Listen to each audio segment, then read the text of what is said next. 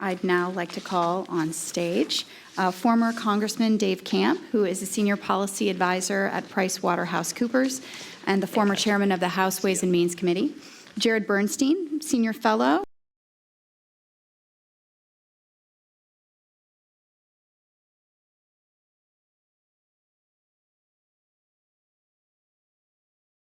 Reform.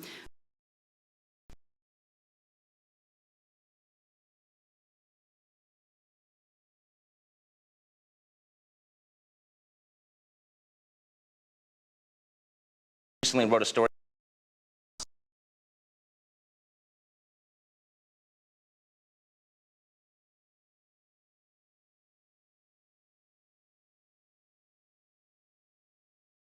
in some resources for further rate reduction. So it reduces what you can do in terms of the reform on taxes. So separating that is extremely helpful. Maya, as far as the debt and the offsets, it has been reported that the border adjustment tax, certainly as the House has it, is not going to be one of the offsets. Are you concerned about this being blowing a hole in the nation's debt? Yeah, so thank you for asking the question about offsets, and thank you for asking the question about the debt.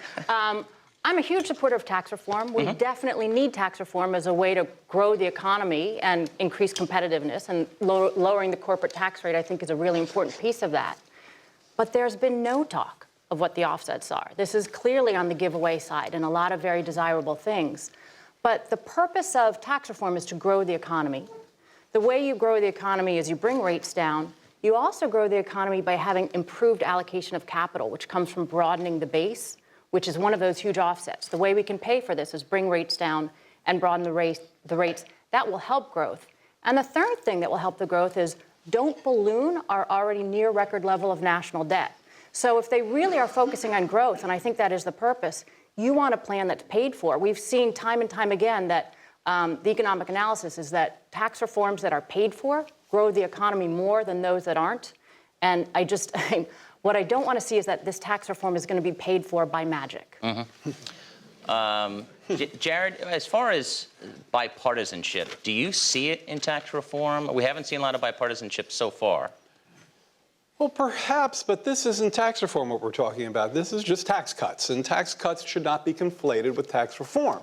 My vision of tax reform is one wherein we recognize that revenue neutrality, which, as Maya suggested, what we're going to see, I suspect won't come anywhere close to that, is an inadequately low benchmark. If you simply look at demographics alone, we're going to need more revenue, not less. If you think about our challenges, whether they're environmental or geopolitical, we're going to need more revenue, not less. So what I call tax reform is not what Secretary Mnuchin was just describing by a long shot. And I'm not alone in that view.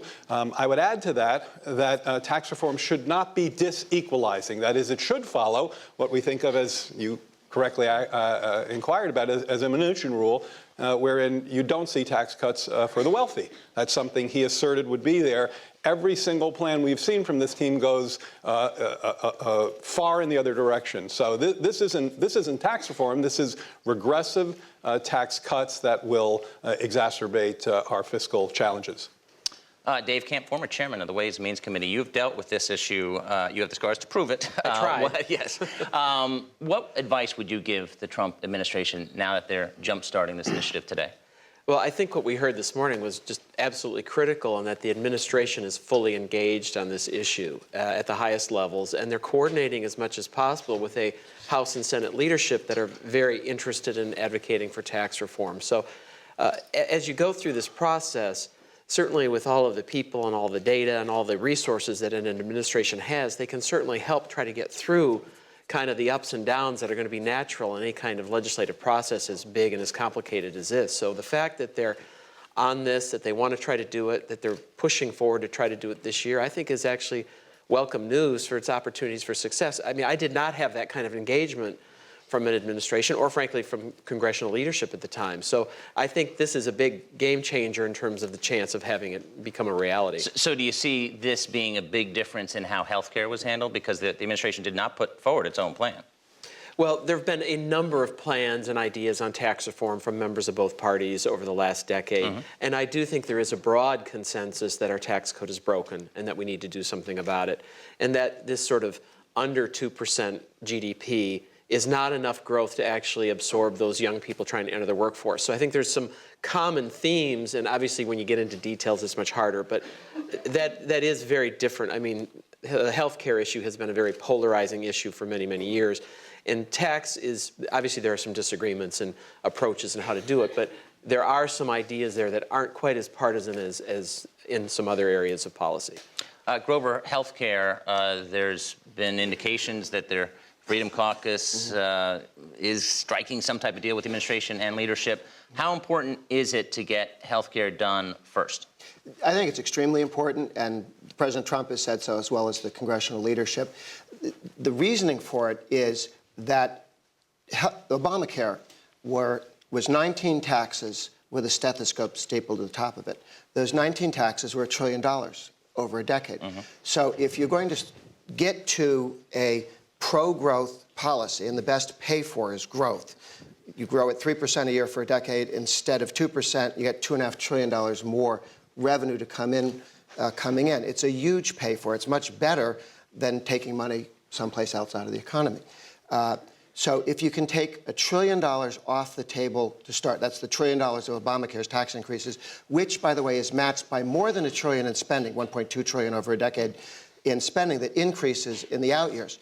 That is therefore paid for. So that's $1 trillion tax cut every decade out into infinity, fully paid for, offset by spending cuts, not tax increases, but spending restraint. Then you move over and you are $1 trillion closer to your statue of what tax reform should look like. And so that's why it's an extremely important first step. If you skip that, you end up with a mess. But the path to getting it done, okay, if you have a deal and you're able to flip a lot of the Freedom Caucus members, you're going to lose some moderates, but it could get through the House, but then the Senate's going to be difficult too, isn't it? I mean, you only can lose 2 votes. Two things. This has been pre-negotiated with the Senate early on. There are senators who have pieces in this. There's a section for stuff the Senate wants in the bill that's not yet filled in. So this has been worked with the Senate and with the governors as well. I mean, Obamacare repeal is also the reform of Medicaid, block granting Medicaid to the 50 states. Right. And having 50 states do, as Clinton did with welfare reform, 50 different approaches, and you learn what works and you learn what doesn't work. The one size fits all, you never learn anything because you don't know what works and what doesn't work inside Medicaid. 50 different states, block granting, it's a reform of Medicaid as well as a repeal/major reform of Obamacare, plus $1 trillion tax cut. When Ryan and the president told the Freedom Caucus and the Tuesday group, go in a room and come back when you can count to 218, right, that was important, rather than have them each one whispering into Ryan's ear about the other kid or Trump's ear, and they got tired of that and said, you guys work it out. And that's where I think they wouldn't have walked out of that room without the level of support they need. Maya, speaking of the Freedom Caucus, there are a lot of members who they have debt bills, and they want to attack the debt. And of course, they would tackle Medicare and Social Security, which President Trump doesn't want to do. Do you think that he could change his mind? Mark Meadows recently tried to change his mind, was unsuccessful. Do you think it's possibly maybe something he would do in a second term if he wins? Well, all indications are that he sticks to the things that he said during the campaign. And the things that he said during the campaign is that he wasn't going to make changes to Social Security and Medicare.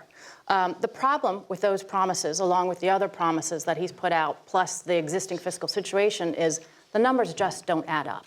And so I think the thing that's most likely to change his mind is if you go through the fiscal situation where we are right now. Our debt is at the highest level relative to the economy that it's been since we came out of World War II.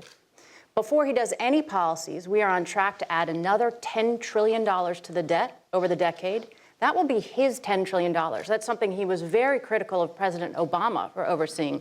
He will own that.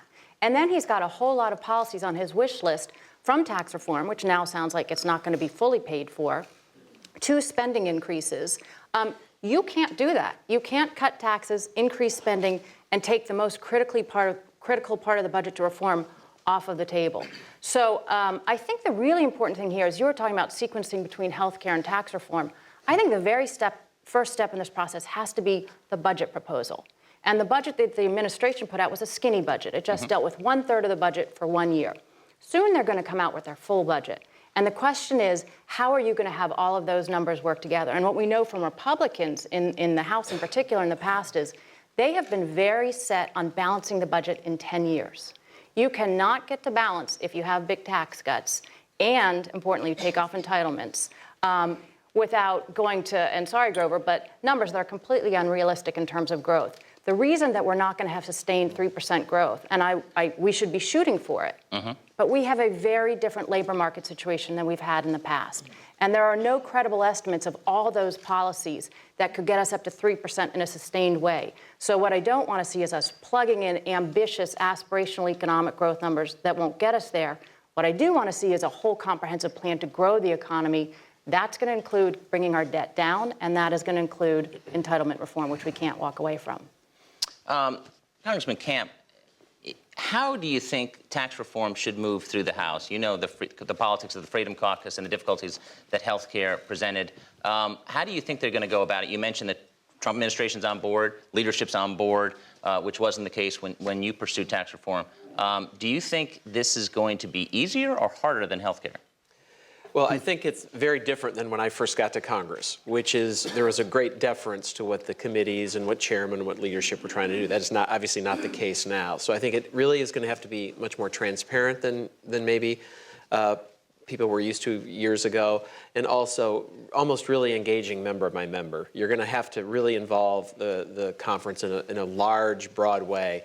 But I think it is doable. I mean, there has been a lot of that. I mean, I met with many members individually when I was there and discussing tax reform, 30+ hearings. So there is a base of knowledge. There are a lot of new members as well. So I think there's just going to have to be a real engagement. And this is where actually having a very active White House Legislative Affairs team can be very helpful on these kinds of issues. And, sort of all players on the field, I think, can make a big difference. So I think very open, transparent, and I think trying to build that consensus, and I think it can be done. Do you see the path as usually the House moves a bill along party lines, but that perhaps the Senate would be more bipartisan, and then they would come in conference? Is that the best path? Because Orrin Hatch, the Finance Committee chairman, wants to do some type of bipartisan bill, though Mitch McConnell has indicated probably going to have to just be Republican votes only. Well, the House has been sort of taking that mode for quite a while, right. But I still think it's important in the House to talk with Democrats. I know Chairman Brady is doing that, to get their ideas and thoughts and understand where the pressure points are. So I would expect that there will be discussions with Democrats. I don't know whether the House Democratic leadership will allow any Democrats to vote for the bill, but at least you want to at least have them a part of the process. And I know they have begun some of those discussions. Wait, let me respond. So I think for anything to even approach bipartisanship, the tax cuts will have to move closer to something close to at least what I think Democrats think of as tax reform. And that involves, again, revenue neutrality is probably too low a bar if you listen to some of what Maya said on the fiscal accounts. And secondly, any tax plan that breaks the Mnuchin rule and exacerbates after-tax inequality will be, or at least should be, unacceptable to Democrats, and I believe will be unacceptable to most. On growth, I just have to amplify Maya's point because it's so essential. I mean, you heard the secretary, and I have a lot of respect for the work that he's trying to do, but you heard him say the tax cut will pay for itself. That is patently false. The tax cut won't pay for itself because no tax cut has ever come anywhere close to paying for itself. That's not the same thing as saying that tax cuts can never have any growth impacts. But the growth impacts that they have, which, by the way, are uncertain, I can show you evidence of tax cuts that were negative in terms of growth, they're de minimis. They're a couple of tenths of a percent at best, and often not sustained. So we should really inject a very firm dose of reality into this discussion and wholly discount what I call dynamic scoring abuse, the idea that you can I think you called it magic before. The idea that you can make up stories about how what I think is a very large regressive tax cut is going to pay for itself. Let's just agree that we can stop pretending. on that point. Look, I think that you obviously can have dynamic scoring and growing the economy, and frankly, getting above 2% as opposed to below 2% GDP is huge. Do you think a tax cut Not to can pay quote for the itself? President of the United States, but it is very important to do that. And what I think, it really depends on how you put the package together. And you are obviously able to do tax reform in such a way that the economy grows. And frankly, what Americans are worried about is that the American dream is not for them, because we've had sort of flat growth and flat median incomes. And if you can get tax policy that moves that forward, so do we have to stick with a static score? I don't think necessarily. No, but can pay for itself. Can a tax cut pay for itself? Well, it depends on how you define all of them. Well, it just really depends on how you approach it and how you define it. But Okay, I do let's think give an you can get example. tax policy that grows. The 2003 tax cut was supposed to drop taxes down to $12.9 trillion over the next 5 years. Instead, it went up to $13.3. It raised money from what they said it was going to cost. Yes. Okay, where we were going to be. We cut taxes, and the government had more money over that period than they had projected without the tax cut. So that's the one tax cut that we've had recently. It's the most recent tax cut we've had, and it completely paid for itself. So the idea that it never happens is a little silly. If you look at the Reagan years, we went from 2% growth to 4% growth for quite some period of time. And the debt went from 20 to 40% of GDP. That was a function of the spending. The revenue went up. And look, we're talking, you just said revenue, and then you shifted when you were wrong I'm saying on tax revenue. cuts do not pay for themselves. Well, It's never the thing happened. about dynamic scoring is you can also use it for policy issues that maybe Democrats might care about or both parties care about, like infrastructure or other kinds of spending. So it doesn't have to necessarily be limited to tax policy. I love a good fight about dynamic scoring. This is why DC is so great. one Let me stream, just yeah. say, Started on a dynamic discussion scoring, on it. dynamic scoring clearly has real merit in terms of that there are policies that have more effects on growth than others, and it's really useful to making sure that But it what do you gives us think a information. realistic percentage of growth is? Right, it's important that it gives us the information about what will grow the economy. It will not find, realistically, that tax cuts will pay for themselves. Tax reform will increase growth by, or will pay for a fraction, maybe 20% of a tax cut. It will increase it by percentage points, not decimals of percentage points, not full percentage points. So you want to use dynamic scoring to guide us towards pro-growth policies. You do not want to turn it into some magic thing that it is not. And just showing that the economy did one thing at the same time you had tax cuts, a correlation is not some kind of academic model that shows that they pay for themselves. They don't. Well, first of all, you go to the 2003 tax cut, what people said was going to happen, what did on revenue. But your earlier question was on bipartisanship. When Clinton raised taxes, it was just with Democrats, House and Senate. When Obama raised taxes, it was just with Democrats, House and Senate. When the Republicans are now looking to reduce taxes, it's very understandable. The modern Democratic Party, there's no member of the House and Senate that won't vote for a tax increase, and you can't find anyone that will actually vote for a net tax cut. You heard the explanation why people on the left don't want tax reduction. They want shifting it around, but not reduction. And on the Republican side, there's no Republican who won't vote for a tax cut, and they can't find one since 1990, when Bush found some who were willing to vote for a tax increase, and that has largely ended. So of all the issues before the country, taxes are the ones that most divide on a partisan basis. We're not a country where the Democrats live south of the Mason-Dixon line and the Republicans live north. We're now on two sides of the tax fight, and so looking for D votes for the tax bill is a fool's errand. We should always be open to that. I'm in favor of getting all the votes possible for the largest tax cut that we can. I'd love to have Democrat votes for that. I don't expect any. Not even from the red state Democrats who are up for re-election? No, because the pressure's on them. Okay, it is conceivable that one or two, you won't get, if you don't get 8, it's not worth having. You could get 1 or 2 that would get you to 60, right? To get to 60. After you've already got the votes, you could see 1 or 2 might vote that way. I tend to think the pressures from the left are so strong that that won't happen. On bipartisanship, you know, it is, I think Congressman Camp is exactly right that dynamic scoring can show you where the growth is on the tax side and the spending side. And there is so much talk about could you bring together tax reform, which will grow the economy, and infrastructure, which will grow the economy. Mnuchin just said no. He did say no, Good. but there are a lot of different players Great and there are a man. lot of different Good ideas. thinker. And so there is potential that something like that will come together.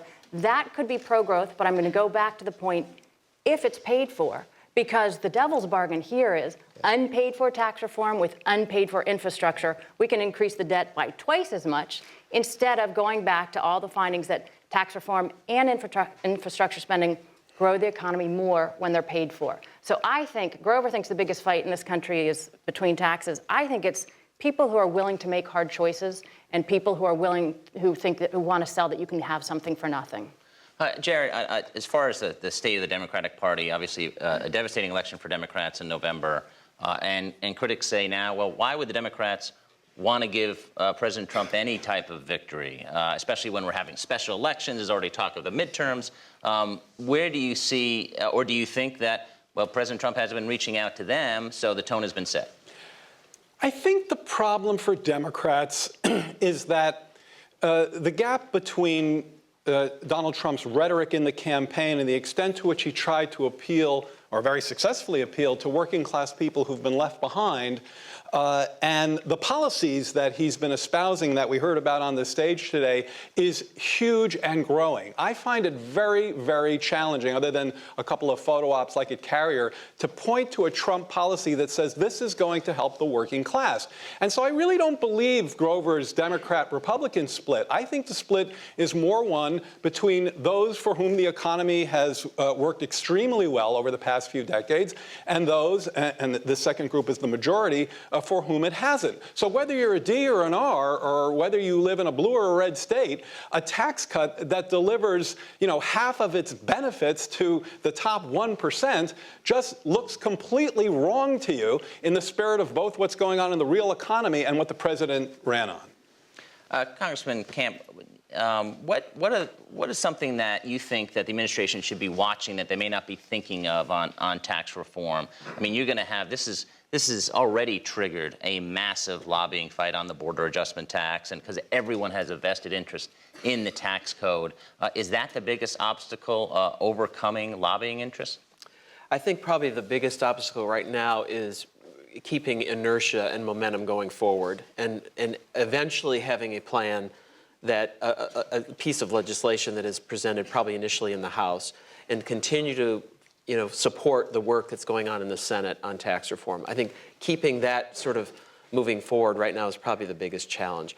But look, there are common themes here that I think some members of both parties agree with, and particularly on the international side, finding some way to bring the dollars that are trapped overseas back to be invested here, I think is something that some Democrats have expressed support for.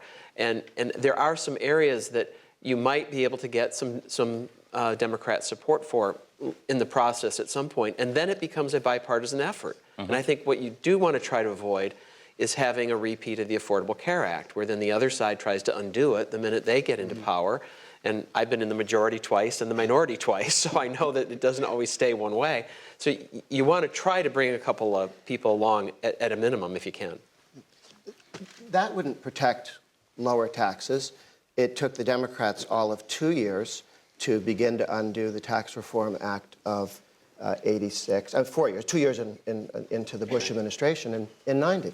That was 4 years later, and many Ds had voted for the revenue-neutral tax reform package. So their desire for higher taxes is unending. It's not, if some Democrats voted to cut taxes because they were one of the 8 guys who think they're going to lose their Senate race in 2 years, and may well, that doesn't change the fact that the rest of them are addicted to having more and more taxes. I mean, the challenge is, this is the divide between the parties. It's the central divide between the parties.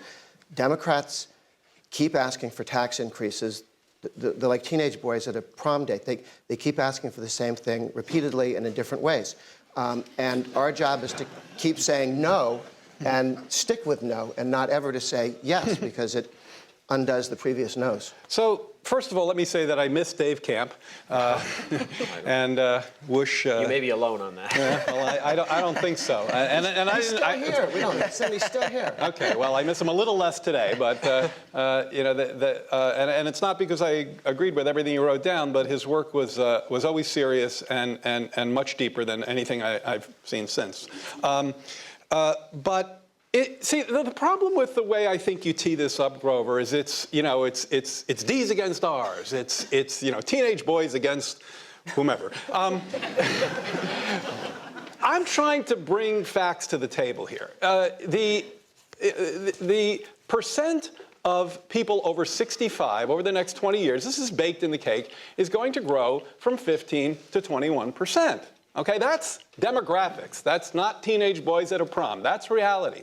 So the American people in surveys consistently tell us that they want us to protect Social Security and Medicare for them, and that's the reality. Now, people have ideas, and I know Maya has some, that say that's unsustainable and we have to make changes, and we can have good arguments about that. But that's the argument. It's not that Democrats want to raise taxes because we're crazy about taxes. It's that Democrats look out at the challenges we face. Simply, demography is one of them. And by the way, that bubble does go through the system and comes down later, and so those costs will not always be omnipresent. But they are costs that we face, and to deny that is to put the debate in a non-reality where it's been stuck for as long as you've been here. That would make sense, except the first thing the Democrats did when they won the House, the Senate, and the presidency in 2008 was to take $800 billion and throw it up in the air, not to reform entitlements, not to fully fund entitlements, but whoosh.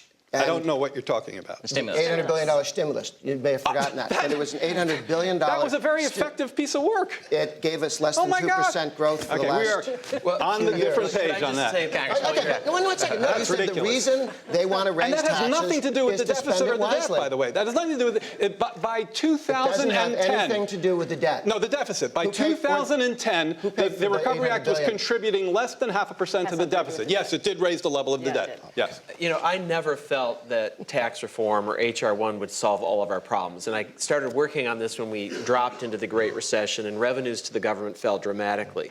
And I always felt that tax reform was one tool in the toolbox that could help get our economy growing again.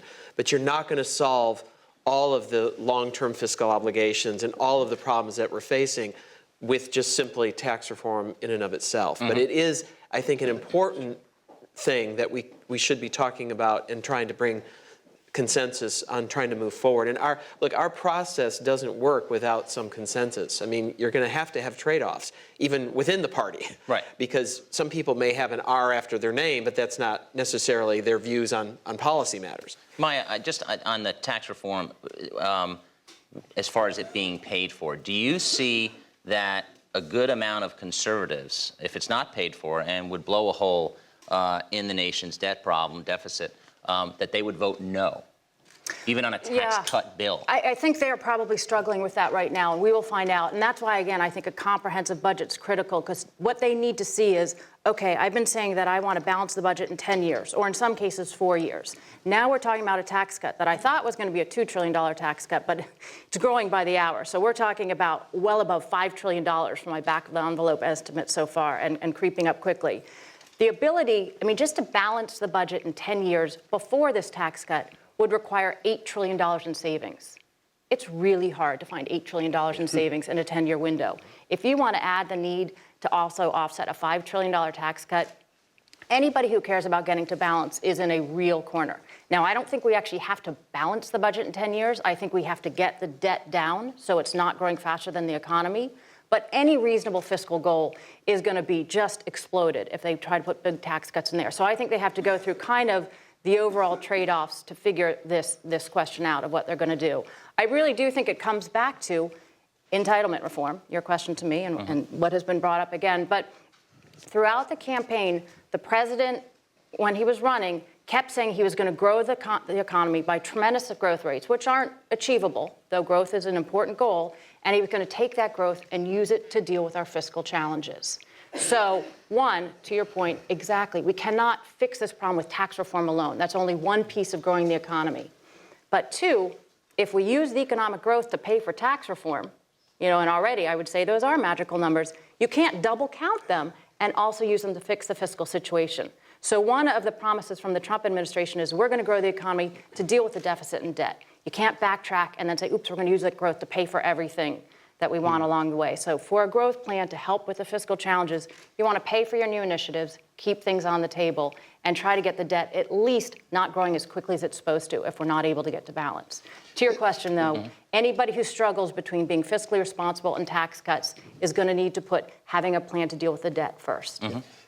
Spending and taxes are not two different project lines. The reason my group, Americans for Tax Reform, does the no tax increase pledge is that until you get a politician to promise that they'll never raise taxes, we'll do many things, we won't raise taxes, only then are they ever willing to think about reforming government. That's why when tax increases are on the table, they don't reform government, they spend the money. And when people say we have these crises with entitlements or things aren't working, the politician says, well, I'll raise taxes to pay for all the stuff we've been doing and more stuff. But when you say we're not raising taxes, then and only then do politicians begin to govern. And the decision is, do you say we're going to govern, we're not going to raise taxes, we're going to govern, make decisions, not do things that don't work anymore, take some things that were always stupid and destructive and stop doing them. And if we're going to do something in addition, we're going to find less spending somewhere else. So saying no to tax increases is step one to reforming government. Elected officials, if they can raise taxes, avoid governing. What if you, I'm not a big fan of pledges, but why wouldn't you have a pledge that said say no to spending? If you're against spending increases, why not have a pledge that says say no to spending increases? Thought about it, but the Seems like question it's is how do you taking do it? the easy route out. It's just saying don't pay for it's what step we one. spend. It's not the easy route. It's a very spending different increases. Those are automatic. See, you can't say I won't vote for spending. But they preside over them, right? Pledges are really a bad idea. Pledges are really dumb. And so you shouldn't have any pledges. And so the difference between, I think, what Grover is espousing and a much more thoughtful approach to what we're talking about here is that you can't say cutting taxes is good, raising taxes is bad. And you can't say raising taxes is good and cutting spending and cutting taxes is bad. It's very dynamic. There is a time for both.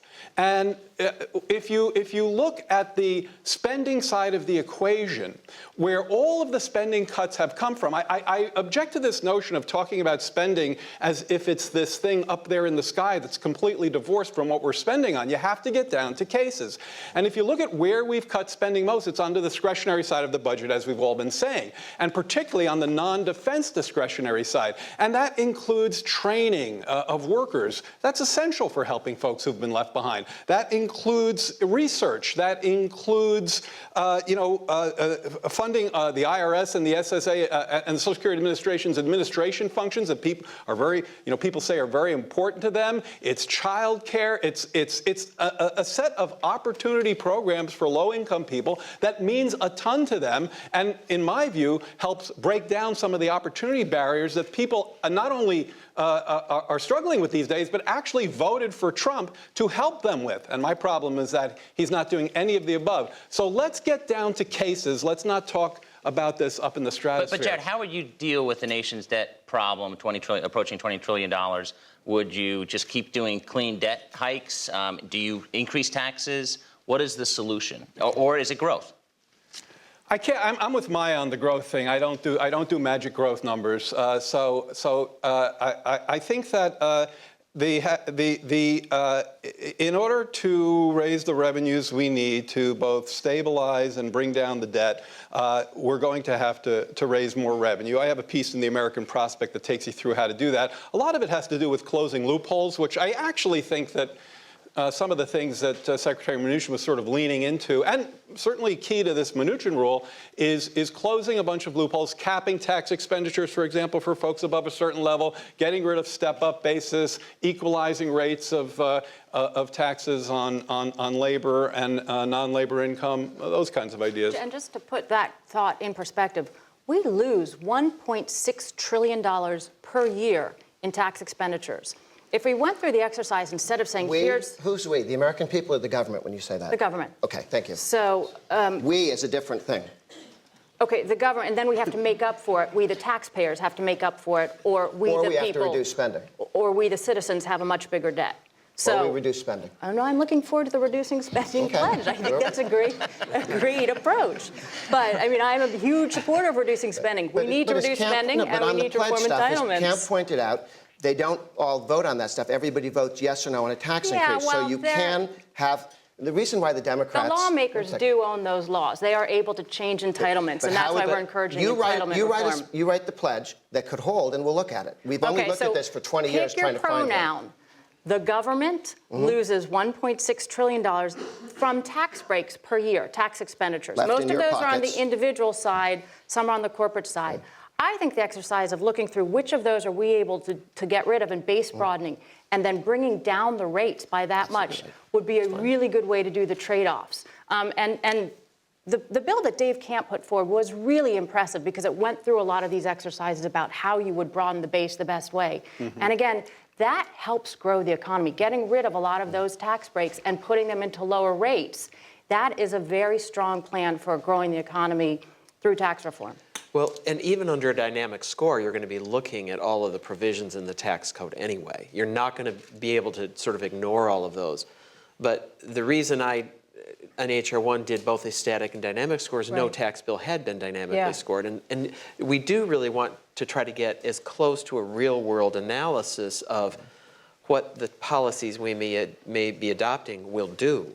So I do think it has a useful life there. But it's going to be incredibly challenging, obviously, because the parties are in such different places on these issues. Let me say two things. Oh, sorry.